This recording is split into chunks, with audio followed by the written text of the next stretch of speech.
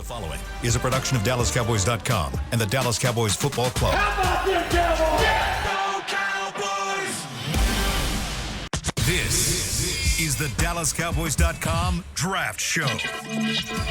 Your war room for insider news and draft analysis from deep within the confines of Cowboys headquarters at the Star in Frisco. All right, it is the Draft Show brought to you by Miller Lite as the 2024 NFL Draft is in the books. Zach Wolchuk alongside Nick Harris, Brian Broaddus. Oh, my goodness. We had our 3-day extravaganza. It was a blast. Thank you guys for all your hard work and to everybody who gets to experience that with us. We love doing what we do, but now we've had a couple of days to kind of let that marinate. We reflect back on what the Cowboys did, but the job ain't done. I mean, this is an organization that is really, really good at finding undrafted rookie free agents, and we can go through some of that class. But, I mean, first off, I know people have been asking us left and right kind of some of our favorite picks. Was there a pick that you really, really loved that the Cowboys made? You guys know which one I loved, which, of course, was Cooper Beebe. But for you two, I don't know if you would agree or if there's some other name that stood out to you from the Cowboys class. Yeah, I think my answer would be Beebe, but I'll look away for the sake of having a different opinion. I'll go with Marshawn Nealon there in the second round. I think I wrote about it after night two. I think it's a very interesting pick given where the Cowboys were in that specific spot. You know, needing to address needs at linebacker, still at that point center, running back, defensive tackle, but they stayed true to their board and went with a really athletic defensive end that they feel like can impact the run game immediately, that has some pass rush upside. I mean, it's very on brand for what Will McClay and that scouting department does, as well as Mike McCarthy. Mike McCarthy's very big on finding a guy that can be athletic and come in and serve two different roles. And I think that's kind of what you see in Marshawn Nealon. I think he's a guy that could potentially slide inside, and he's a guy that can also play on the edge, but you see the athleticism, and that's what really stood out in the evaluation for everybody in the scouting department, Will McClay included. I think that was a really important pick, and I think you'll look back on that one, if it works or if it doesn't work, you'll look back on that one as a key spot in this 2024 draft, just because there was so many other positions they could have addressed at that point. I mean, only one running back was off the board, only one linebacker was off the board. They could have had their pick of the litter at that position, but instead they went ahead and rolled with Marshawn Nealon, who they felt was slipping at that point. So a fascinating pick that I feel like was probably an interesting one. Yeah, Kalen Carson to me is the one that I really, really liked. If you start to kind of work through the draft, and you know,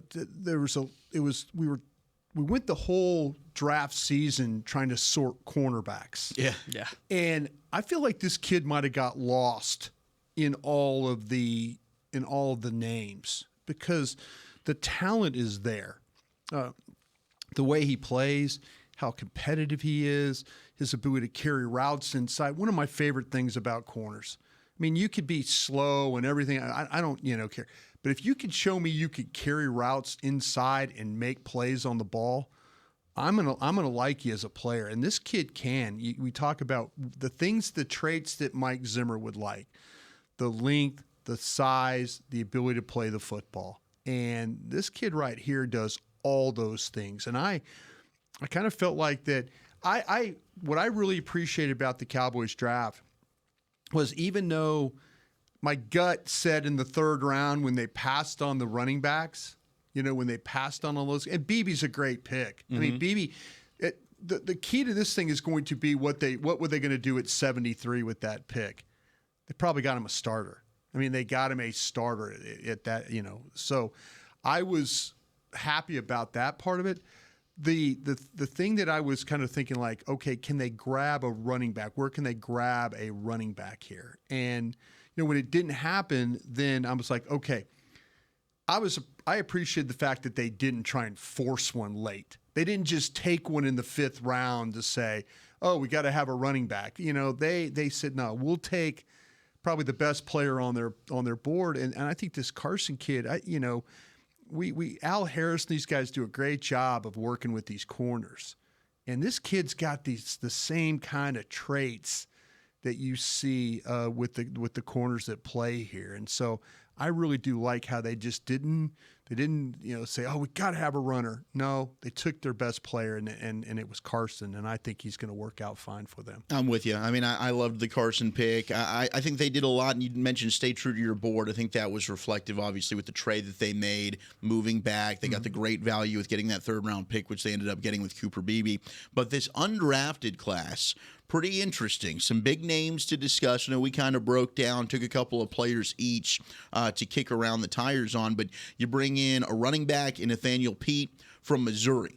Now, Pete's a guy that transferred from Stanford, 4.37. Like we were talking to the scouts, right? Mitch LaPointe was telling us, hey, we want some juice. Pete's going to bring you some juice. What I liked about watching Pete was there's not a whole lot of wasted motion with him. Sure. He's a guy that's going to get up there, one cut, get up the field between the tackles. Now, what I'd like to see is a little bit more when it comes to in the passing game. I think there's more meat left on that bone. Of course, he was Cody Schrader there at Mizzou. Right. Took the majority of the SEC carries there. leading rusher, yeah. Yeah. And so there's not a lot of tread on the tires there with Pete, but he's a guy that's fast. He can get up the field. I think he can be a pretty good receiver out of the backfield. So that's going to be a guy that can come in, can compete. Now, they're going to go running back by committee. We now know that Ezekiel Elliott is here. You've got him. You've got Royce Freeman, who they added. They still love Rico Dowdle, I'm sure, and then Deuce Vaughn a year ago. But I do think when you look at overall this draft class, what it was helped, and we can get Twitter on the 20, a lot of the questions were the running back, which we can get to coming up on the other side. But one thing I think that was massively helped in the running game was what they did with the offensive line. By bringing in Guyton, by bringing in Cooper Beebe, and how about even a guy in Nate Thomas now who's going to add a lot of depth and competition, probably kicking inside to guard, I would assume, at the next level. But they did a great job of adding some toughness, some nasty. When you talk about getting movement off the football, let's go ahead and get some knockback. They did that. I think just by those additions, naturally they should be a better run blocking unit up front, which will help the running backs in general. But Nathaniel Pete's got a little something here. I'm excited to watch him play when we get to mini camps and then Oxnard there for training camp. Yeah, we were talking to Jake Ferguson last night at the Reliant Home Run Derby about the run game, and specifically that's something he's trying to work on more so this year.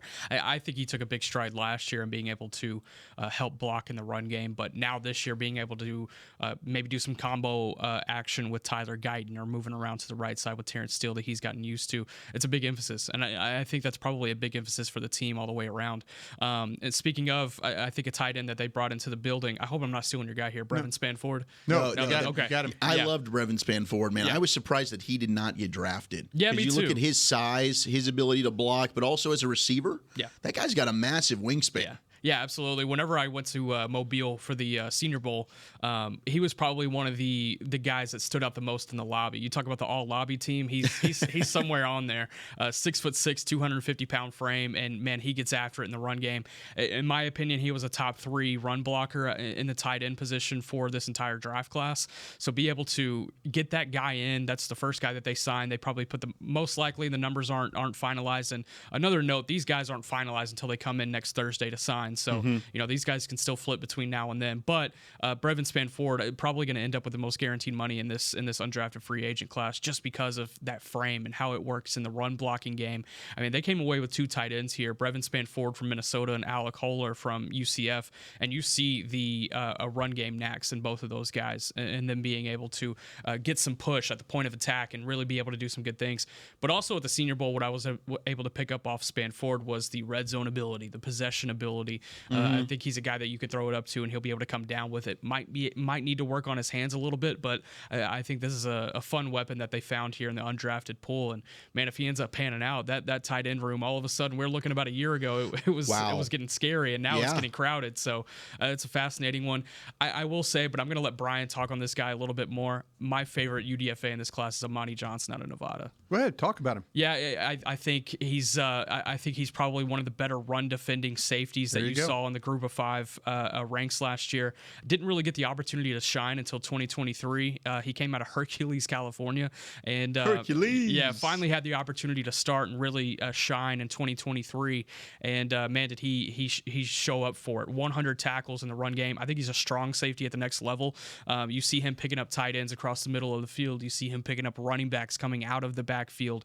He can cover boundary to boundary. I mean, he's got the speed and the length to be able to cover those guys. guys, and man, stepping up in the run game. It's incredible what he's able to do. I think I spent about 45 minutes watching film of his last night, all 22 film, and man, he is a special talent in the run game. I think they found something here. That's another position that all of a sudden it could get pretty crowded if a couple of these UDFAs pan out. Yeah, no, you absolutely nailed the player. He wants to be in the action, and he's got a feel for how to work through trash in order to find the ball. He's a physical tackler, as you mentioned. I think he's a good athlete, and there's some strength, I think, in his coverage ability, especially in the zone stuff. I think that's kind of going to be his better than, say, some of the man stuff. But, man, when he's playing his zone, the tracking of the ball, he had 3 interceptions in 2023. So you kind of have an idea that if he sees it, he can get over there and make the play. He's got the football intelligence that Mike Zimmer really likes. He's got the awareness. The playing speed might be a little of a question for me. Yeah. Might be a little bit of that. But overall, though, he's very aggressive in the run support and everything about him. Older, the 6-year player thing, too, is – but, man, I mean, he's got the size. He's a good enough athlete. He's strong. And the fact that he has some ball skills to him, I think that's, you're always just looking for traits signing these guys. Mm-hmm. But all that encompasses him as a player is pretty positive. Yeah, big frame there, too. It's 6'2" with the length as well. And I bet Bones is excited to get him in the mix of special teams. Oh, yeah. And to the playing speed point, he's probably a guy you want playing in front of him rather than behind him. Yeah, he's everything, yeah. And if he's playing in front of him, playing speed doesn't really bother me that much. But I see where you're coming from there. But I think he's a really talented player. The length stood out to me. My favorite trait about him that I didn't dive into, he is animated as hell. Like, whenever he makes a play, he is getting up and making sure you know that he made the plays. So that could be a fun integration into that safety room. It's got a lot of personality. Cowboys were hunting safeties with this undrafted free agent list. I mean, Julius Wood from East Carolina, he's an interesting player as well. I think maybe a little bit more well-rounded when you talk about the coverage ability than Johnson, who you were discussing there. But Johnson, my gosh, he is a thumper. I mean, you talk about 100 tackles that he had there at Nevada. I also kind of like Denzel Daxon, who when we were watching Johnny Newton out of Illinois, Daxon you naturally watch as well. He was his running mate there. But that's a dude, you talk about run stopping. I mean, you get him and Justin Rogers there in the 7th round, just trying to go ahead and fill that defensive tackle depth. But those are two guys that can really help in the run game there at defensive tackle. That's certainly his strength there with Denzel Daxon. So some interesting names there with undrafted free agency. As we look back at the draft classes, Can I mention? Oh, yeah, please lay it on me. Okay, did you guys happen to see Byron Vaughn's at all from Baylor? Yeah, unfortunately, I've known about him for a good 6-7 years. Fill me in on him. I mean, with the high school scene. His travels is unique. He's a local kid, though. He's from Fort Worth. Yeah, he's from Fort Worth. Went to Eastern Hills, I believe, high school. Don't quote me on that. I believe he did. And went to Texas out of high school. He was a highly touted recruit. Went to Texas, spent a season or 2 there, and then ended up at Utah State in the portal. And it was kind of a bounce back opportunity for him. And man, did he shine at Utah State! Really put himself back on the map. Pushed him up to Baylor out of the portal a couple of years ago. Spent a couple of years in Waco, and man, really productive 2 seasons. But his journey, definitely unique. See, the thing about him is I saw him at Baylor play as a hand-down guy and then a stand-up guy. So I'm interested to see how they work him here. But you talk about the get off on the football. He's got some power with his inside moves. He's got the speed to grab the edge. He's a little bit of a long strider. I mean, when you watch him come off the ball, it's like long and then a long again.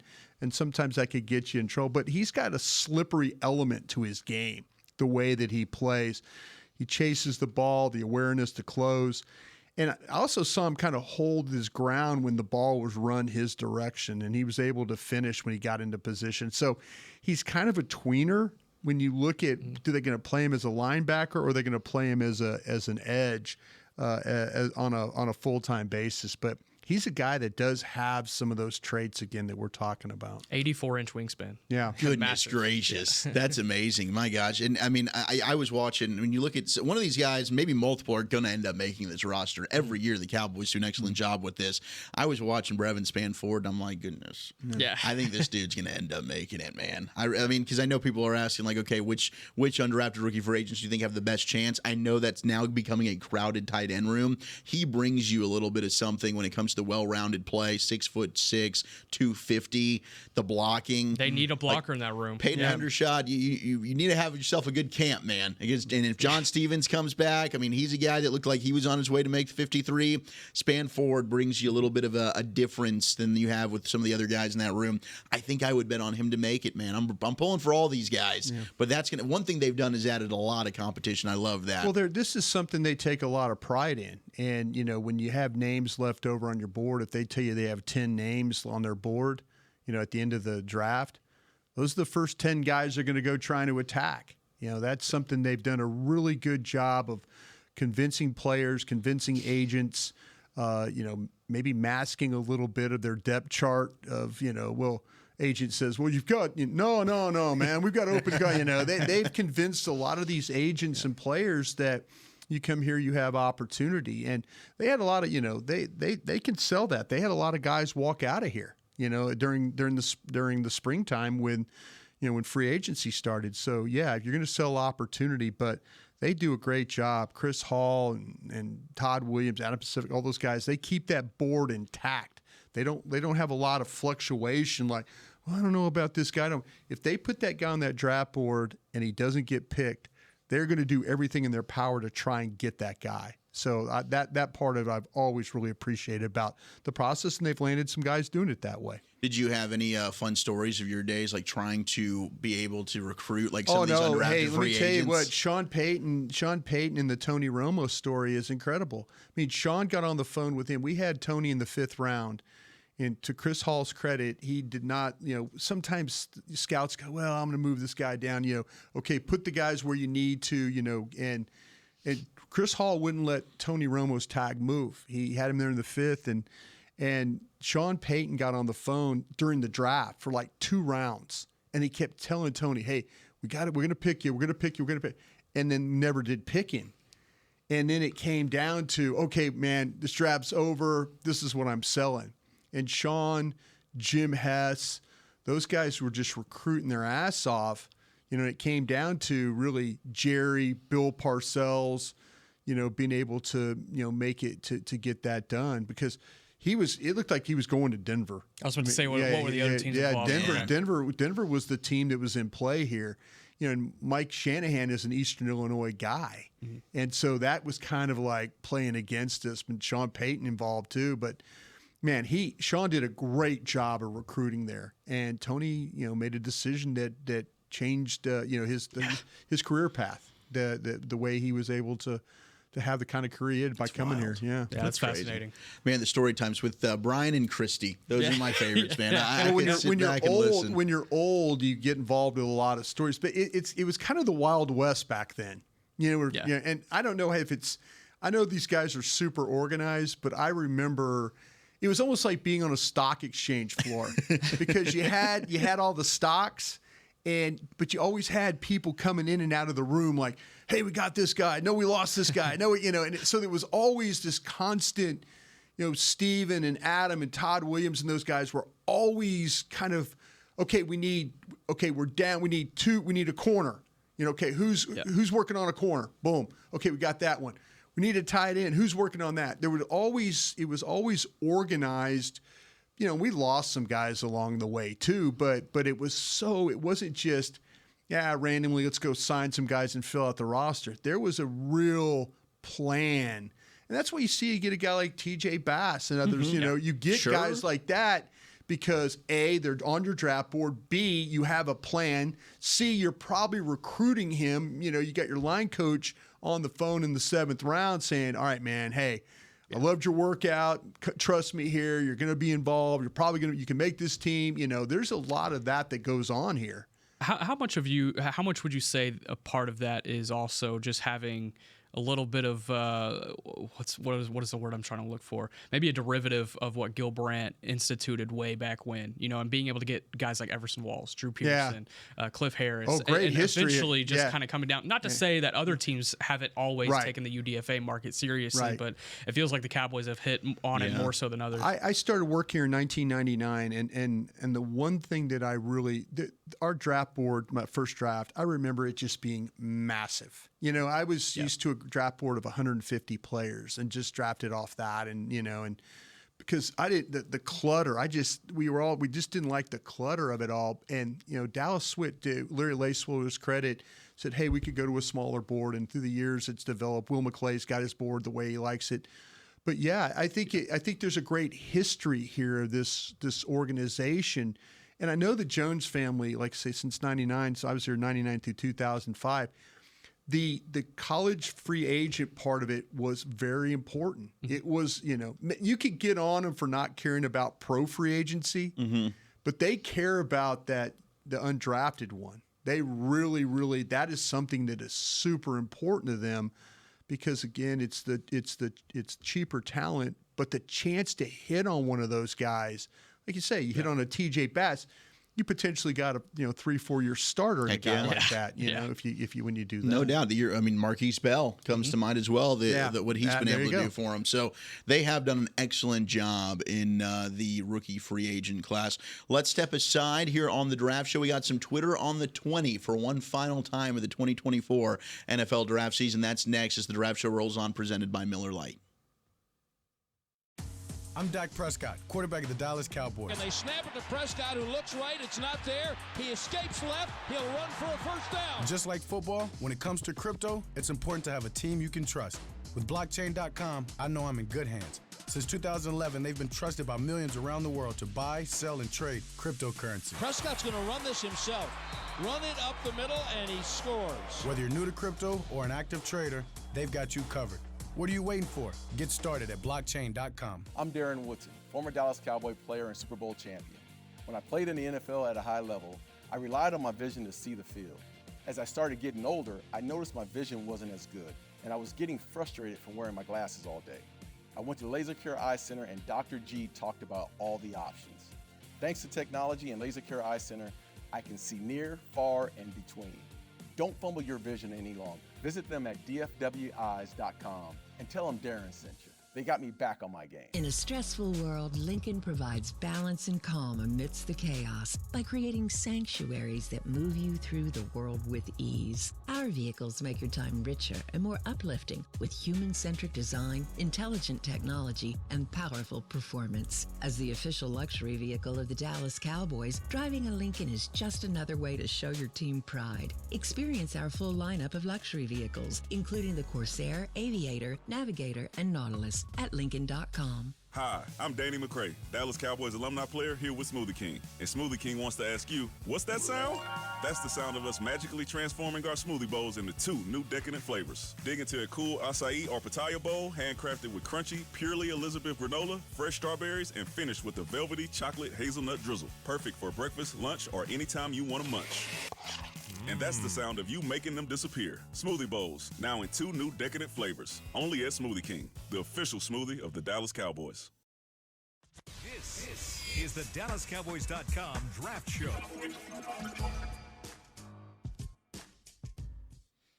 All right, draft show rolls on here, presented by Miller Lite. Zach Wolchuk, Nick Harris, the Super Bowl winning scout, Brian Broaddus. And for one final time this draft season, we'll be back before we know it. I know, Nick, we're already getting our boards ready to go for 2025. The work never is done, but it's time for some Twitter on the 20. On the 20. Can I start this off real quick? 20. Let's do it. Let's go. In front of you, and I'm sorry, I should have prepped you guys on this when we were talking. Who was your highest rated player you had left on your board? Oh, okay. I got to pull the board. And your stack. Let's see. Mine was Leonard Taylor, the Miami. Oh, I think mine was too, because I had him as the 100th best player. I had him at one. the 100th best player for me. I think Leonard Taylor was my guy, and at 118 of my stack of the 212 guys that I had. Him and Nelson Caesar from Houston was another one, and then Gabriel Murphy. I am shocked. I can't believe Murphy didn't get I'm shocked picked. that Gabriel Murphy didn't get drafted. Yeah, I am too. There must be. I got Brugler on the phone, and I go, "All right, expert man. We scout all these guys, and some of them don't even get drafted. And what happened?" He goes, "Man, I don't know. Sometimes it's." These teams, we think it's a medical, we think it's, But the playing ability of the guys that just named, Taylor, Caesar, Murphy, I mean, those were all draftable players to me. All of them were draftable. Another name that I had was Curtis Jacobs, the linebacker at Penn State. That was Curtis Jacobs and Isaiah Williams, receiver out of Illinois. Those are my two guys. I really liked Isaiah Williams. I thought he was really talented. He ended up in Detroit as an undrafted free agent. There were some talented guys in this undrafted pool, for sure. All right, some of the questions that we got as we put out some Twitter on the 20, we had which player from Chance Johnson was the biggest steal in the draft from where they were valued in comparison to where they were taken, in your opinion? For the Cowboys or overall? I think just overall. Oh, the biggest steal. Man, this one's That's a tough one. Yeah. I know in the first round for me, the one that I looked at was Terrion Arnold going all the way to the Lions there in the 20s. I was like, man, I had him as the number one corner, and for him, and the Lions needed a cornerback. For Arnold to slide to where he did and for them to be able to get him there, I thought was tremendous value. For the first round, for me, he was the best value. I think Peyton Wilson's the guy for me, and I know it's injury history and all that, but where Pittsburgh took him, if Peyton Wilson stays healthy like he did at North Carolina State, the Pittsburgh Steelers completely stole a player here from the draft board. Yeah. And the only thing that was hurting Peyton Wilson was the tape and the injuries. Sure. Until somebody with one of my gang of seven or any of those guys tell me different, I'm always going to believe that guy right there will be a steal for the team that drafted. Because I just had this gut that the Cowboys weren't going to take him. It just wasn't going to work out for them. So I was going to see which team. I thought the Ravens, my love for the Ravens and the way they draft. My second best love is like the Steelers and the way that they do things. So the fact that he ended up there, I thought was a steal for where they got him. I'm going to stick with the Steelers, and I'm going to stick with the Wilson as well. Them getting Roman Wilson at pick 84. I mean, this is a guy, whenever we were coming out of Senior Bowl, was potentially talking.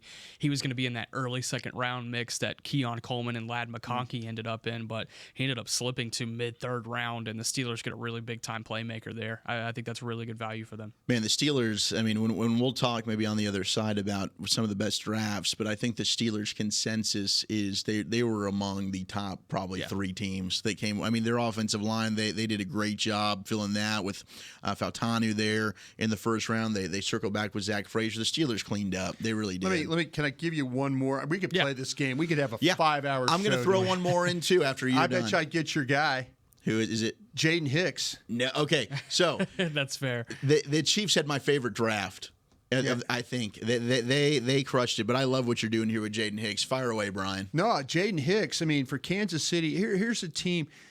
They're taking over the role of the sit at the bottom of the board and just kind of wait and maybe make a little move up, or okay, I'm gonna get in the third, fourth round. Oh, I'm gonna make another little move up, or I'm gonna go down. And Jaden Hicks falling in their lap. I don't know how that happened. It just seems like that these players, that when you watch a guy like Jaden Hicks play, you're just like, wow. There were people that thought that Hicks was over Newbin. I know myself, I had Newbin over Hicks, but I respected Hicks's game a ton. And where Kansas City grabbed him, to me that was a tremendous value there. The guy that I wanted to throw out was Jalen McMillan. To get him in the third round at 92. For Tampa. I mean, and this was, I think even Roman Wilson slid into the third round. We talked about it the entire time, the amount of wide receivers. But Jalen McMillan, I love. And when you look at a guy like Mike Evans, who's getting a little bit older, I think Jalen McMillan's going to be a stud there in Tampa Bay for many, many years to come. I loved that selection there, the wide receiver out of Washington, one of my favorite wide receivers in the entire draft. Okay, we got this question from Austin. If Cooper Beebe doesn't end up winning the starting job at center, what do you think the starting five looks like? And do you think Beebe would plug in at maybe left guard if Guyton's not ready to rock at left tackle and then you move Tyler Smith out?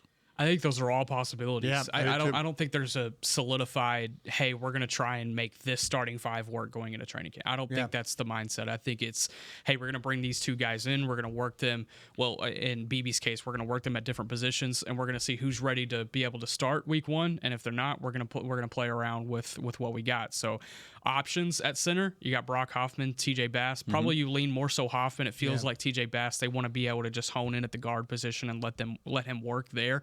If BB's not ready to start at center, but he's ready to start at guard, they can put him at left guard and put Tyler Smith at left tackle. That's certainly an option. But I think if you asked the team, hey, what is your ideal scenario? It is keeping Tyler Smith at left guard and letting everything else play out. I think if you ask the team, that is what they want to do. But again, you factor in Hoffman, BB to the center position, and then at left tackle, you factor in Tyler Guyton and then the depth behind him. There's a lot of love as we, on day 3, got to talk to Mike Solari and others about Brock Hoffman. There's a lot more love about him than maybe Dallas media, people around the league, maybe what they think about the player. They have a lot of faith in him. They didn't, the drafting of a center or another center high was maybe that, Mike Solari said this is redundant. Why are we drafting a center here? Why are we drafting, a pure center? Let's think about this. The BB pick makes a lot of sense just because he could play a couple of different spots. But there is a lot of love across the hall for Brock Hoffman as a player. And so we'll see if their admiration for the player is true when we get to training camp. This is not to speak on anyone else not being here, because there's been a lot of players that have been in this building since the end of the season. Brock Hoffman's probably the only guy I've seen in here every single day. Yeah. And not only is he working here, he's working across the street with Duke Manyweather. So, I mean, he's put in a lot of work this offseason so far. And you got to give Brock a lot of credit. Anytime his name was called, you talk about the Arizona game, Washington. I mean, whenever he had to play, he played solid. well. Yeah, he did. I mean, he rose to the occasion. The tape was good there with Brock Hoffman. So that's gonna be a fun battle with him and Cooper Beebe. But you're right. The big thing, and you could see Mike Solari's face light up when we were asking him, like, okay, you get Guyton. How important was that so you can keep Tyler Smith at guard? He's like, yeah, hell yeah. We want to keep Tyler Smith at guard. And then Guyton's going to be fun too. Okay, last one here from some guy named Bobby Belt. And this might be a little bit of an arrogant question here if you ask me, but why didn't they draft a running back? And fellas, I think, and you guys may agree, I think you probably do because we've all talked about this. When they decided to go with Maris Luafau, the linebacker, instead of taking Marshawn Lloyd, instead of taking Jalen Wright, then they got wiped out. And I don't think that there was really another. I mean, we're sitting here, we're all looking like, what are you going to do? I think that they would have been kind of reaching over some other guys they had graded higher just to take a running back for the sake of taking one once they decided to go with Maris Luafau. When Luafau got picked, I lost my dream for drafting a running back because I didn't think this thing was going to stretch. I mean, my love for Lloyd and Wright and those guys was big. And so when you passed on that, I'm thinking, you're not going to get those guys. Those guys aren't going to slide. And so, I like I said, I applaud them for not reaching for somebody just to reach for somebody. I've seen them do this before, where they just take a running back and the kid, he doesn't look good in camp. You try him on the practice squad, and then the next thing you know, he's gone. They move him off the practice squad. So, they, and I don't know. I don't think the Zeke signing or the potential of the Zeke signing took them out of that. I don't know if I'm right or wrong about that. I mean, Jerry Jones said that Zeke coming back into the equation was a big factor into their running back strategy going into the draft. But I find that really hard to believe at the end of the day. I think they did. I think they, what did they do? Nick did a great job for DallasCowboys.com when it came to the 30 visit thing. Yeah, absolutely. You guys were on top of that. Really on top of that. And you're reporting this and reporting this back, and this. It seemed like they had all these running backs coming in, so it was a concern. It was something that, like, okay, we need to address this. But, they we'll see. We'll see. History will play. The thing that, and I've said this before, and I'm sorry, folks, I repeat myself. I do this a lot. But when they lost out when Green Bay took my guy right after them, when they took Lloyd right after, they took the linebacker. Yeah. That's when my mind went, okay, I felt like I had the guy right. That's where he should have been taken, and Dallas had a chance to take Lloyd, and but listen to them talk about this linebacker. They love him. Scott McCurley, the linebacker, they did not want to get caught in the situation again like they had last year, where they got safeties playing down in the box as linebackers. They wanted to make sure that they protected themselves that way, and history will show whether they were right or wrong about this. I hate grading picks because I think it's really... Yeah, we need to wait and see how they play. I hate grading, but would you guys have taken Luafau over the running backs that were still on the board? If you had the opportunity to take that pick right now, what would you do? Personally? You personally. And they don't give a damn what I think. They don't give a damn what you think. Right, they do exactly. They do not give a damn what I think. But what would you do personally? Yeah, I would have taken the runner. I would have taken Lloyd. Yeah, I would have taken Wright. Right. Wright or Lloyd would have made a lot of sense because the tags for me were touching. Yeah. They were absolutely touching right there to me.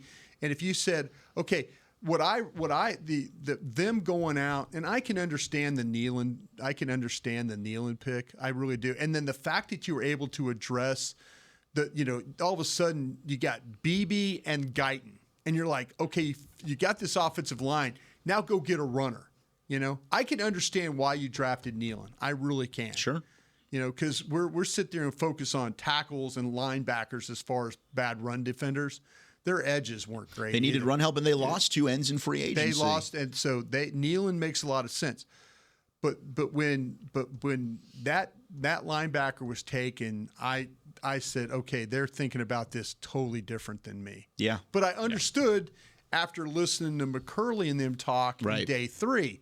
They didn't want to get caught in a situation where they were short on linebackers. Yeah, I mean, I agree with everything you said. What they did makes sense. And then when we're sitting there in the 4th round and you're seeing Wright come off the board to Miami and Ray Davis come off the board to Buffalo out of Kentucky. I mean, all the running backs, just when I think Garendo. Yeah. And when we were thinking about maybe Isaac Garendo can fall to you out of Louisville. Those guys were never going to get to the 5th round. They all got plucked. Yeah, they were never going to get there. No question. All right, there's Twitter on the 20. Thank you to everybody who's been sending in questions. I know we can't get to everybody, but we love all the interaction, the feedback, and that you guys just enjoy listening and interacting with the show. It makes everything so special for us.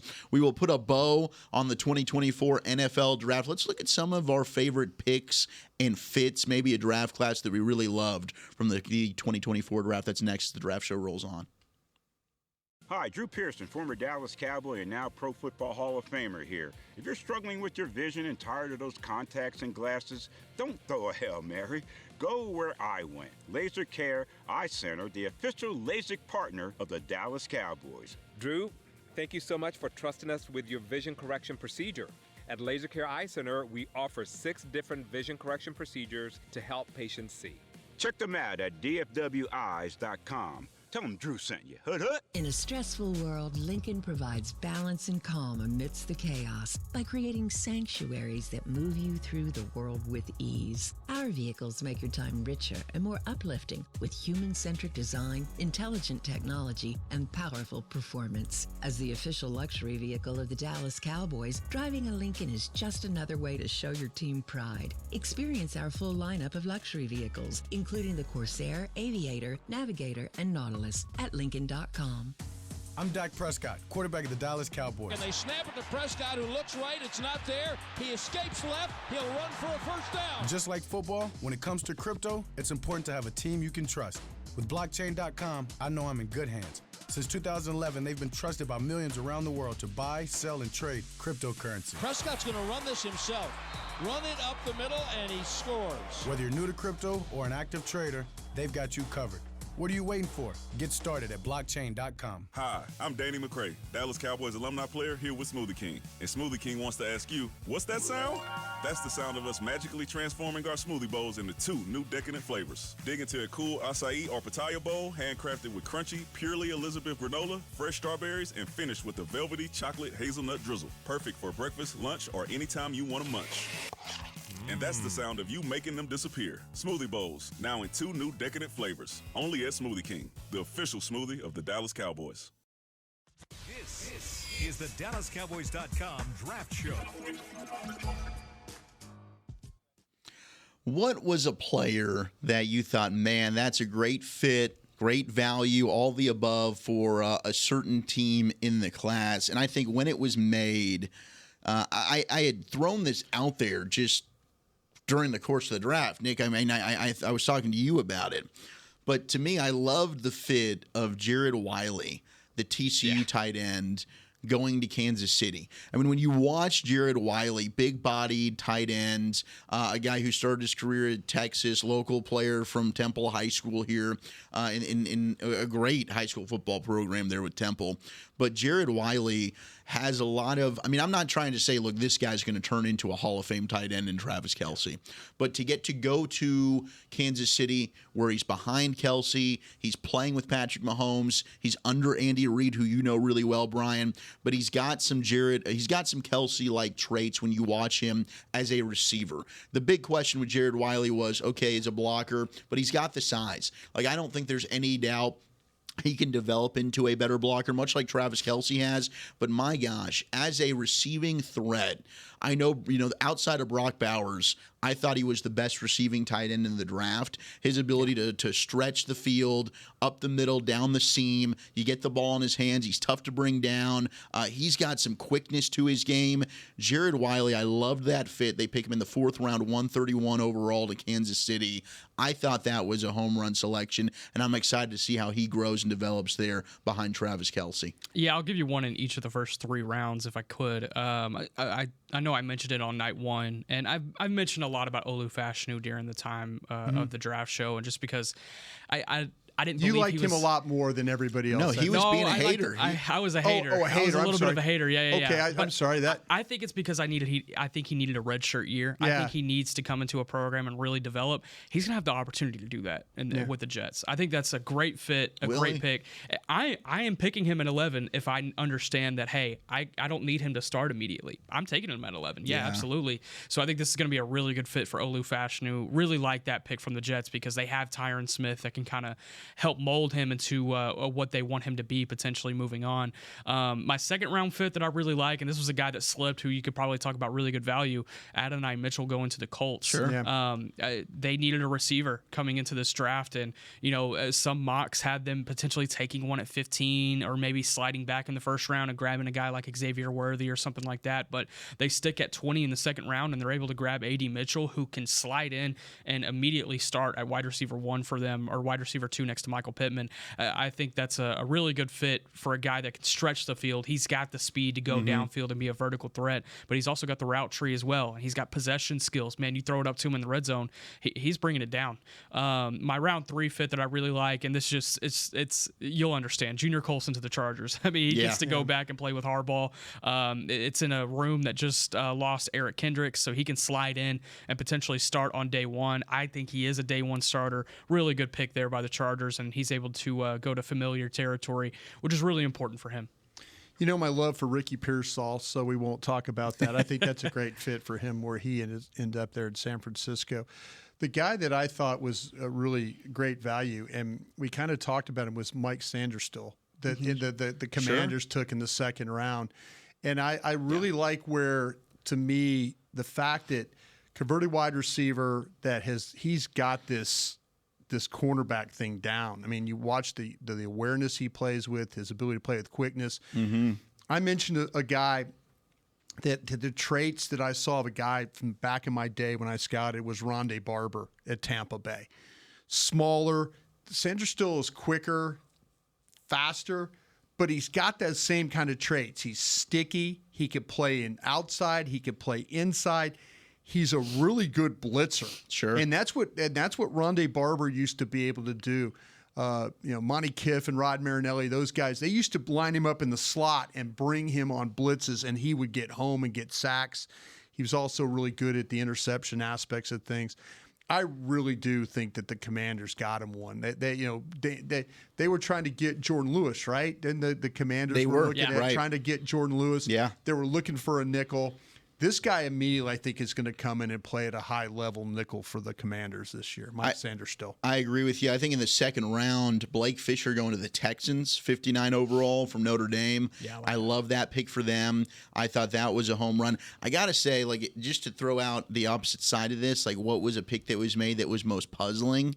I liked him more than you did, Brian, but to take him here, I was like, ooh, that's rich for me. Mason Smith, the defensive tackle from LSU, the Jags taking him at 48. And we saw that run of defensive tackle, so maybe they knew something. Like, we got to go ahead and just pull the trigger here. But I had a fourth on Mason Smith. They took him at 48. You actually have him. You have him better than – well, I think I had him in the fourth too here. I'm looking at my board. Yeah, I did. I had him in the fourth, but I didn't have him – I had the defensive tackle from Texas A&M, McKinley Jackson, ahead of him. But, yeah, there's that – Mason Smith's a gamble now because there's some – Nick will tell you all about the five-star guy and everything that led into recruiting him. But he's dealt with some injuries now and stuff like that. He tends to play a little high. That is very boom or bust right there for that player. I'm gonna circle back with a 7th-round pick, Taj Washington to the Dolphins. Yeah. I mean, how about Brendan Rice to the Chargers? You talk about value. Yeah, I had Brendan Rice as a top 100 player. Well, they get him in the 7th round. Yeah, well, how about Austin Booker, too, was another one. Yeah, to the Bears. Yeah. That's a great pick. Michael Pratt. Another one, too, in Green Bay. I'm glad you brought that up. So the Chiefs, I thought, nailed the draft. Like, getting a guy like Hunter Norzad. You brought up Jaden Hicks. Kalen King. I mean, but Green Bay. Yeah. I thought Green Bay had an excellent draft. Jordan Morgan, I think, is a great pick for them, whether they want to play him at tackle or guard. I think they do want to play him at tackle. Edgerrin Cooper in the second round, 45 overall, I thought was a perfect spot. They took my guy, Javon Bullard, the safety from Georgia at 58. They lost Darnell Savage. Bullard's a plug-and-play right there. They got Marshawn Lloyd right after the Cowboys there, Brian. Hopper, the linebacker from Mizzou. Liked him. We liked him as well. But I really loved the 3 picks that they made in the 6th and then the 2 in the 7th round. Travis Glover Jr., they did this with John Runyon. He's raw. Who they took late, and he played. I think Glover's going to play. Yep. I think he's a good player. The size is there. The athletic traits are there. But then we talked about you throw the dart at the quarterback. Yeah. Packers did it. Michael Pratt, tremendous value. I think we all had him as like that next tier. We're taking him. Like 3rd round, I wouldn't have been surprised to see Michael Pratt go off the board. You get him in the 7th out of Tulane, and then Kalen King. That's tremendous value. You brought his name up, the corner from Penn State. I thought he'd go anywhere from on day 2, the 2nd or 3rd round. Yeah, I did too. I had him as a 3rd round guy there. So, yeah, the Packers, and they were right behind you the majority of the day. So every time you made a pick, then it came down to the Packers. And I know marking off my charts, I'm like going, man, that was better.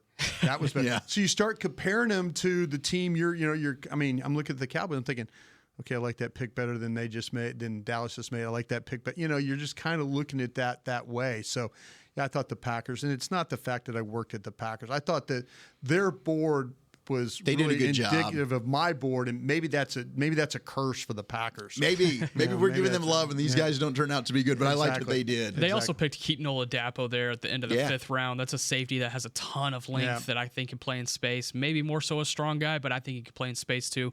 But that was a safety that I really loved in the process just because of his length. Any other teams that stood out to you guys? It's like, man, they did a great job. I think Baltimore, every year we look at them. The 2 corners they get with Nate Wiggins at the end of the 1st round, and then T.J. Tampa in the 4th. Those were steals. Yeah, no one wants to hear it, but the Eagles, man, they had a great class. Oh, no. I mean, it feels like every year I'm gawing at the Eagles class. They needed secondary help, and they shored that up really early on with Quinyon Mitchell and Cooper DeJean, who, depending on who you talk to, a lot of those guys, or both of those guys, have a number 1 corner slot on a lot of different boards. Jalix Hunt, they get a super athletic pass rusher there in the 3rd round, and then they're able to get an offensive weapon in Aniyah Smith, and they're able to get the Clemson duo of Will Shipley and Jeremiah Trotter. They get a red zone weapon in Johnny Wilson. I mean, it's a pretty phenomenal draft. And then I don't want to steal from Brian because I feel like he's going to talk about it, but this Pittsburgh draft was probably the best top to bottom. We've talked about Pittsburgh, and they did a great job. So, and like I say, we'll see. That's the great thing about the draft is, 3 years. I had a guy tell me I had that draft we did in Philadelphia in '98. I had a scout tell me I had the worst draft in the history of the NFL. And John Goler, God rest his soul. John said, you just had the worst draft in the history of the NFL. I go, don't you want to give it a few years? And the next thing you know, 4 of the 8 picks make the Pro Bowl. So there you go. God bless you, John Goler. God bless you, John. John, God bless you. Should have let you run that draft class more often, huh? Yeah, Let's exactly, go. yeah. Thank you all so much who've been part of this. I mean, Brian, for everything you've done, Ed Cahill, like the founders here of the draft show. Sure. We wouldn't be here if it weren't for you, man. And thank you so much for having the vision, the love, and then bringing us along as a mentor to be able to do this. Well, no, you guys have done a hell of a job. I said it after the draft. It's funny. We've had now it's different classes. People go on, and it's kind of like scouting in the real world. You lose scouts along the way. You gain scouts. You guys did a hell of a job to put in the work. You have full-time jobs too, but the love and the passion you showed for this, the intensity you showed for this, the spirit you have for it, it makes it all worth the while. This is what the draft show is all about. So thank you guys for all your hard work. Aisha as well. Sure. Kyle Yeomans, Bobby Belt, and Beam and those guys in the back, Derek Eagleton, everybody that gives us this opportunity to talk about these players. It's a special one that I don't ever take for granted. It is. Nick, fantastic job to you as well, man. Thank you all so much. This has been it's been a dream, and can't wait to run it back, do it again next year. So we'll wait. We'll put this one to bed, and then we'll come back and we'll talk more draft. We'll be here before you know it, man. I have added the first player to my board, and he's not going to be the first overall pick. Harold Perkins at LSU. Perkins. Let's go, Yeah, baby. there you go. Let's go. Let's There's a get little early rolling. peek. All right, enjoy it, everybody. We love you. Thank you so much. Until next draft season, hugs and hand pounds, everybody. This has been a production of DallasCowboys.com and the Dallas Cowboys Football Club. How about this, guys?